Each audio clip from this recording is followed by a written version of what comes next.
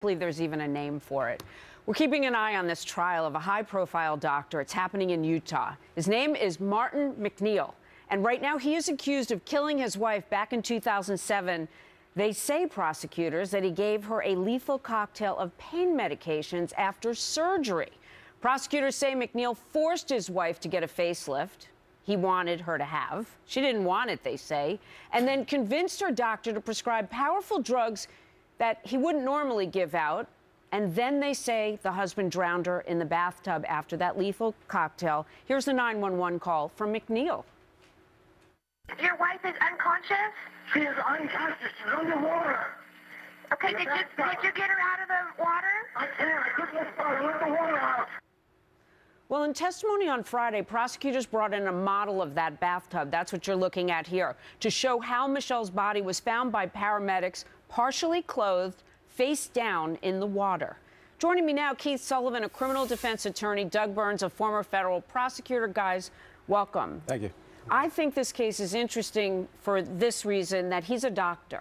Yes. And he knows about the medications. He knows about proper and lethal dosage. Yep. And the question I have, Doug, for you first is, must this judge give a jury instruction to this jury and say, yes, he has knowledge, ability, perhaps motive, but consider him a non-doctor, like any person, because it's prejudicial that he had that knowledge? That's an extremely interesting question. I'm not really sure. I mean, normally there's generic instructions that say, look, everybody stands equally, put aside that they have specialized knowledge. And if you ask for that instruction, you may get it. However, this case reminds me of the Drew Peterson case, because in Drew Peterson, he was using specialized law enforcement knowledge, ostensibly to get away with murder. Here, this jury is going to be very tuned in right away that this guy was a medical professional using medical knowledge to do the same thing. And I think your question highlights a key part of this trial. I'm curious, because it could be prejudicial if you're the defense attorney that this doctor knew all of this. We can't ask the wife whether she wanted the facelift or not, but there's a lot of circumstantial evidence in this case, isn't there, Keith? There is, but Jamie, if you use that logic, the prosecution has the wrong doctor on trial.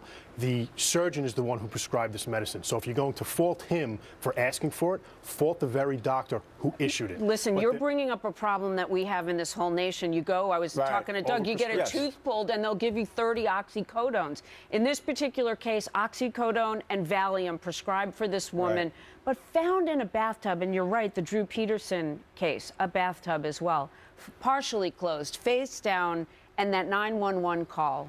How does that stack up? I hate that 911 call. It just sounds so fake. As a defense attorney? As a defense, it's tough. But let me show you what I do like in this case from an evidentiary standpoint. How do you know who put the drugs in her system? You have two medical examiners, experts for the prosecution, who came up with different theories as to the cause of death. Interesting. She had heart disease, and coroner number 1 says natural causes, heart disease.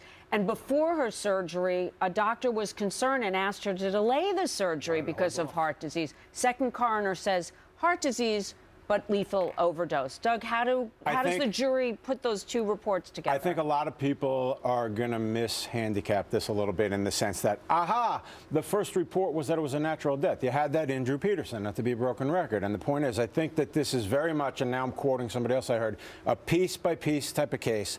Okay, there's no smoking gun. But when you look at the fact that, A, he's got a huge motive, and you can talk all day long about how motive isn't an element, but he has a motive. Was he cheated, he proposed, he lied, Jamie, he had extramarital affairs, and he proposed to someone he was seeing within weeks after she died. However, 2 weeks after she dies, he's proposing to somebody. However, Keith, not exactly mourning. You heard the children.